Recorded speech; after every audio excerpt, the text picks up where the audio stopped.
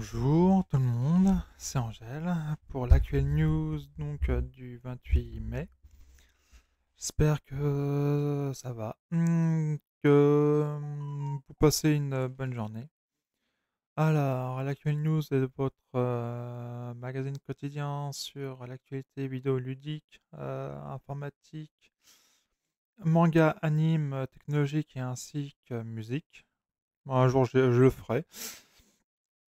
Qui se veut personnel, actuel, et qui, j'espère, pourra faire une alternative, par exemple, au journal de 13 heures. Je ne dis pas que j'ai la prétention de l'être, simplement pour ceux qui les actualités n'intéressent pas, enfin ceux qui sont sur la télé. Voilà, c'est une proposition que je vous fais de pour vous tenir au courant des sujets que vous aimez et pas forcément de ce qui se passe actuellement. C'est un peu chafouin ce qui se passe d'ailleurs en ce moment, mais donc voilà. Donc c'est une émission que vous pourrez retrouver à midi, tous les midi 45, tous les jours en stream, en live, donc sur Twitch pour l'instant, et rediffusée sur YouTube à partir de 19 heures. Donc, sur Twitch, vous pouvez très bien venir en chat, venir discuter et surtout débattre de l'actualité avec moi. Euh, et lundi, mercredi, lundi, mardi, je stream des jeux à partir de 18h30. Vendredi et samedi, c'est 19 heures. Et le dimanche, c'est plus 14 heures jusqu'à à peu près 17 heures. Voilà, ça c'est le programme, ça c'est ce que je vous propose. Maintenant, on va partir pour les actualités, dont une qui devrait faire beaucoup plaisir à beaucoup de monde. Enfin, j'espère. Car on a des nouvelles de Dragon Quest 3 HD 2D Remake qui, qui pourrait apparaître lors du Nintendo Direct et sortirait avant l'exercice financier de Square Enix, donc c'est-à-dire avant le 31 mars 2025. Donc ça laisse quand même de la marge pour le sortir. En sachant que l'insider Midori a posté en disant que ça inclurait toute la trilogie d'Erdrick. Donc en réalité, les trois premiers Dragon Quest, et que il est toujours prévu sur console et PC. Donc c'est une bonne nouvelle et on espère le voir bien bientôt. Donc j'aime bien le dessin animé Dragon Quest, les aventures de Dai, que chez nous on a appelé ça Fly. Je ne savais pas à l'époque du dessin animé que ça s'appelait en vérité Dragon Quest The Quest of Die ou comme ça, et que ça faisait partie d'une licence de jeux vidéo en tour par tour, et que c'est surtout ça a été que tout le chara design a été dessiné par Akira Toriyama. Ça m'a à l'époque ça m'a surpris. Et franchement, j'espère un jour pouvoir y toucher à ces jeux mythiques. Et là, pourquoi pas, forcément, un HD 2D remake en goût du jour et tout. Pourquoi pas. Donc voilà, je voulais vous en parler parce que c'est un truc qui me fait c'est une série qui me fait de l'œil. Donc j'espère un jour y toucher. Ensuite, nous apprenons que l'arrivée de Call of Duty Black Ops 6 sera Day One sur le Game Pass et pourrait être officialisé cette semaine. Donc, on est encore très loin du Xbox Game Showcase et donc du Summer Game Fest. Donc, Il y a plusieurs sources qui indiquent que oui, il serait Day One, Game Pass, et de plus en plus de choses tendent à confirmer que oui, il sortira bien des Day One sur Game Pass. Apparemment, il y en a qui ont reçu des notifications sur leur Game Pass par rapport à ce Call of Duty en disant jouez-y Day One. Ok. Donc, comme c'est un jeu que j'attends, et n'ayant pas de Game Pass, bah, je vais devoir l'acheter. Alors, c'est bête ou pas du tout, mais non. Moi, je préfère acheter mes jeux. Si vraiment en plus il y a de bons retours, c'est encore mieux quoi. Mais je pense que je vais l'acheter Day One. Et je pense que Call of Duty à ce moment-là, Modern Warfare 3 va être rapidement abandonné, en espérant qu'il soit très bon celui-là. Notamment, bah, pas de problème de SBMM, même si. Alors, il y a les pour et les contre, je dirais. Les pour, c'est que tu te fais pas rouler dessus. Si tu es à un level 0 et que tu as envie quand même de progresser aussi bien dans tes niveaux de prestige que dans tes cartes de visite, que dans tes niveaux d'armes, que dans tes camouflages, tu peux te retrouver avec des personnes qui sont aussi, on va dire, pas aussi nulles que toi, mais qui n'ont pas le talent ni forcément le temps de try hard, ni la courbe de progression qui monte aussi bien que les autres. Donc quelque part, je trouve ça bien. Maintenant, pour ceux qui veulent absolument avoir des parties tranquilles et tout, bah écoutez, une partie privée avec des bots, hmm, voilà. Ou alors, faudra carrément un taquet en disant est-ce que vous voulez activer le SBMM ou pas. Dans ces cas-là, tous les gens qui auront désactivé le taquet bah, pourront retrouver des parties de leur level.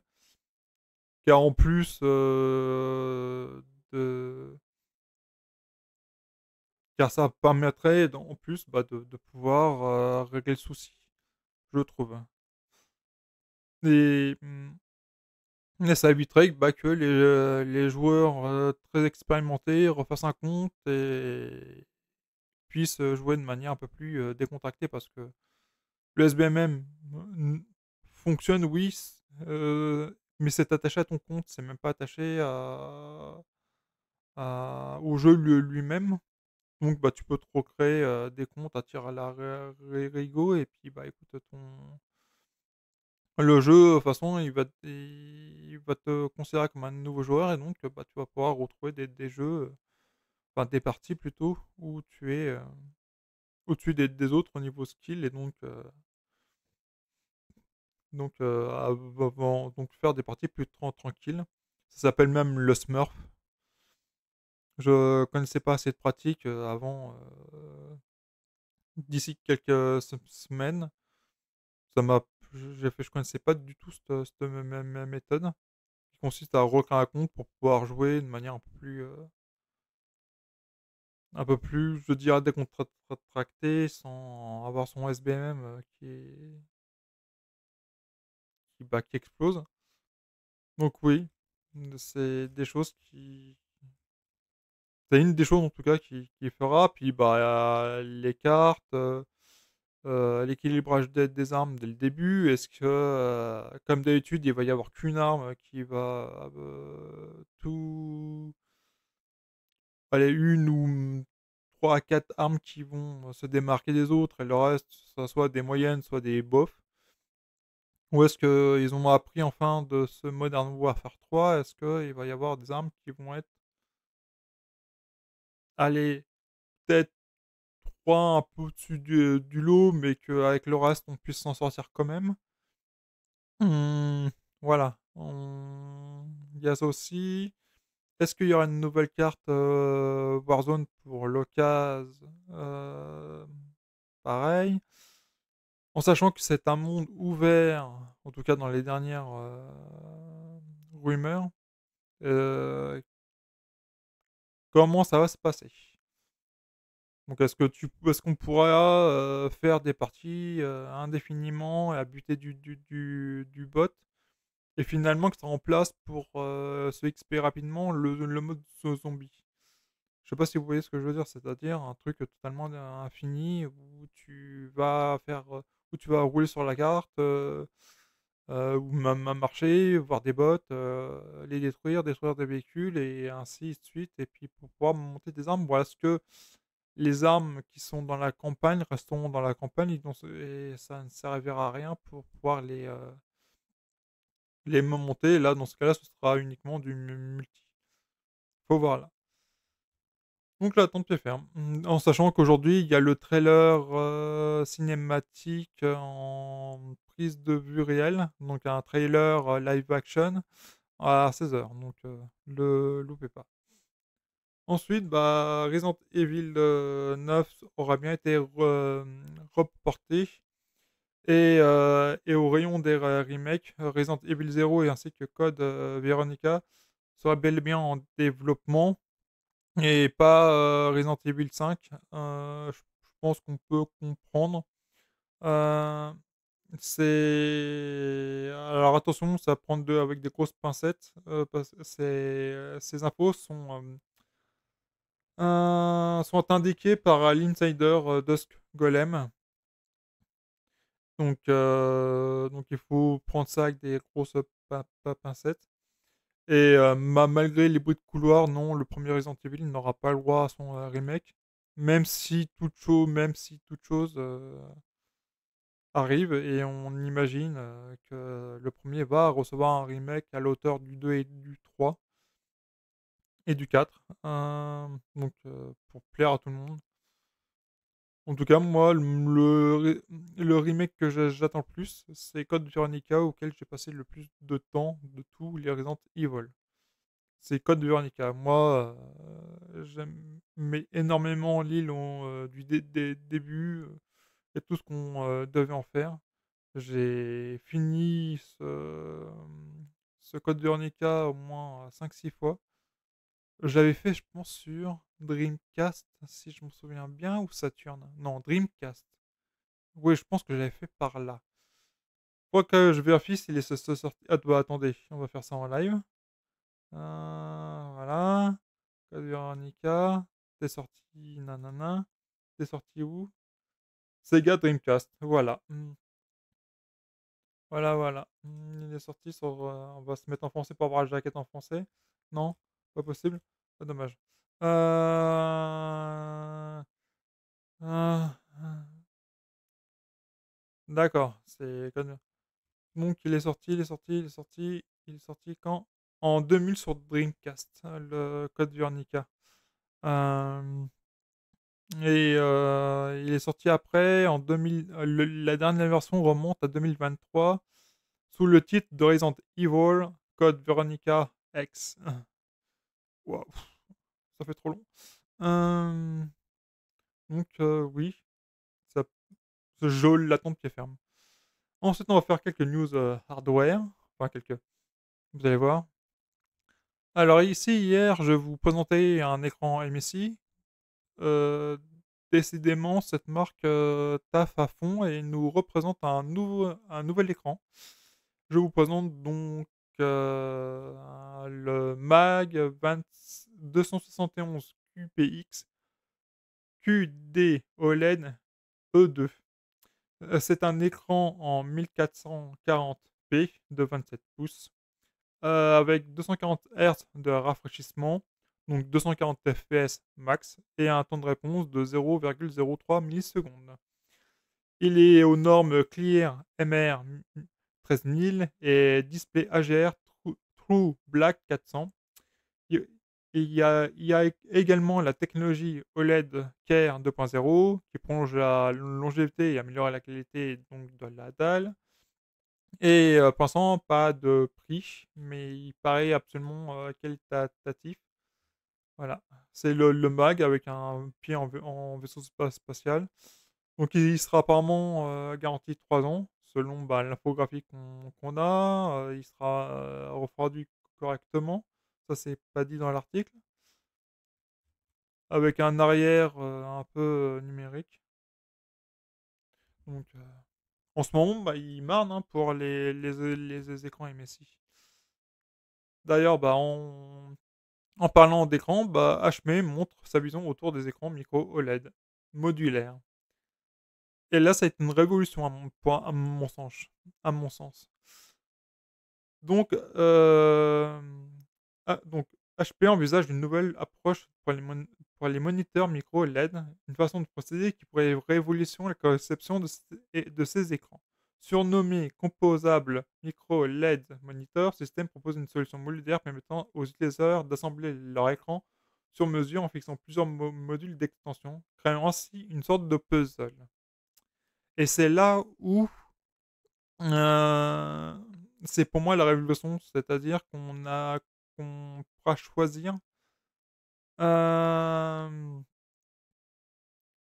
mmh, quel type d'écran on veut. Est-ce qu'on veut un écran plutôt carré, plutôt très allongé? Est-ce qu'on veut qu'il puisse avoir plusieurs, petits écrans ou alors un très, très large?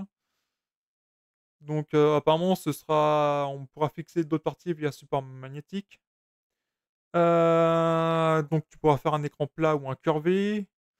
Et que la taille de base aura une taille de 12 pouces sur 12 pouces et que les modules d'extension mesureront, 12 pouces sur 6 pouces. Et donc, là, on a une infographie de toutes les, possibilités. Donc comme vous voyez, on peut très bien, voilà, ça c'est les à mon avis, ça doit être des modules d'enceinte, j'imagine. Donc on pourra vraiment, avoir une enceinte un seul écran, genre pour faire du monitoring de chat, par exemple pour Twitch, c'est très bien ou alors mettre des outils de Photoshop. Voilà, on pourra faire un très large écran. On pourra, si on veut, bah, l'incurver, comme vous, voyez là. Pareil, là, on prend même incliner, le module vers l'avant. Mettre plusieurs modules à l'avant et tout. Il y a vraiment toutes les possibilités. Regardez, on peut même en mettre 4 pour avoir un écran vraiment XXL. Donc, j'imagine qu'on pourra en même mettre 4 là, on peut même 4 là. On pourra avoir un écran absolument, large. Donc, à surveiller, en sachant que ça, c'est une image d'illustration, donc ça reflète pas vraiment, mais ça donne une idée. Ensuite, bah, on part sur les processeurs AMD Ryzen AI, donc anciennement, Six Point, qui serait lancé en août, 2024. Donc donc c'est plutôt une bonne chose mais avec plutôt une disponibilité plus forte en octobre, d'après le fabricant Mini PC Aoostar. Donc ils devraient profiter du Computex 2024 pour communiquer et mettre en avant, bah, leurs nouvelles fonctionnalités et la micro-architecture Zen 5. Et donc pour rappel, les Ryzen AI, Strix Point, donc avec des guillemets, sont des performances CPU accrues grâce à Zen 5 et une partie graphique boostée grâce au nouveau iGPU RDNA3+. Ils sont tous taillés sur mesure pour l'IA et notamment celle de Microsoft avec Copilot+. Donc pour ceux qui veulent encore une fois, pour ceux qui veulent se faire un mini PPC, de voyage ou un mini aussi bien de loisirs que pour, travailler durant ces déplacements et avoir un mini PC de stream à côté. C'est l'idéal. C'est ces APU, et surtout que ça prend un mini PC prend pas tellement de place. Je regarde de plus en plus ça avec, avec un peu plus de plus en plus d'étoiles, moi qui des fois amené à me déplacer dans le nord et ne pas avoir mon, PC sur moi. Là, je me dis que faire un tout petit mini, apporter un peu un écran et tout, allez, pourquoi pas. Ou alors un ultra portable, hein, ça peut être sympa. Ensuite, on apprend que la RTX 5090 serait dotée d'une puce monolithique heu, GB202 Blackwell.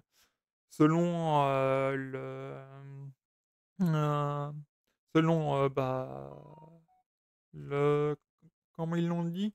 Un leaker, oui, qui s'appelle Cockpit 7 Chimie. On est de plus en plus, donc c'est de plus en plus, vérifié qu'on serait en face d'un bloc monolithique pour la puce, plutôt qu'un ensemble de puces qui communiqueraient. Donc, pour l'instant, Nvidia, pour l'instant, je dirais en force, donc les faire changer sur leur, modèle, de puce. Voilà. C'est pas encore pour aujourd'hui. Après, si ça offre des performances très bonnes et tout, oui, voilà, pourquoi pas. Mais je pense que pour moi, une des solutions, d'avenir, ouais, ce serait les plus les puces monolithiques, mais plutôt des groupes de petites puces fonctionnant entre eux et donc chauffant moins, je dirais, qu'une grosse puce, avec, genre, 600 ou 700 watts de consommation en pic. Voilà quoi, les gros blocs comme ça chauffe plus, ça consomme plus. Donc faut voir c'est pour moi, ça commence à être dépassé quoi, ce côté monolithique et on voit avec les processeurs qui, eux, sont passés de monolithique à plusieurs puces, dedans. Ça chauffe moins, ça consomme moins et avec de l'optimisation, c'est même, plus performant qu'un monolithique, qu'un classique. Donc voilà. Donc c'est vraiment, génial. Mmh. Enfin, c'est vraiment génial. N'importe quoi. C'est, moi je pop pas de mots, on va arrêter, voilà, c'est comme ça, ni Nvidia ça aurait choisi ça donc voilà, s'ils nous offrent des performances qu'on attend, tant mieux. Sinon, bah, voilà quoi, mais bon, j'ai pas plus de mots que ça, mais c'est pas que je suis pas inspiré, c'est que, ouais, pourquoi, continuer dans la surconsommation pour avoir plus de performance et voilà quoi. Ou alors à moins qu'ils travaillent sur leur puce, sur une puce, multi-puce pour, espérer et puis que c'est et la sortir beaucoup plus tard pour avoir des performances équivalentes à ce qui sortira en monolithique. Je pense que c'est ça, parce que ça me paraît bizarre, quoi, de forcer comme ça à ce point, de vouloir absolument, désolé, il y avait une mouche. Hem, c'est bizarre quand même, c'est bizarre. Bon, c'est sur ce que je veux qu'on se quitte. Voilà, j'espère que ça vous a plu. Moi, je vous souhaite, une bonne journée et j'espère que, que vous passez une bonne, journée de travail. Je vous dis à tout bientôt et en vous, remerciant de me suivre et de me regarder. Je vous envoie plein d'amour, plein d'ondes positives. Au revoir et puis merci.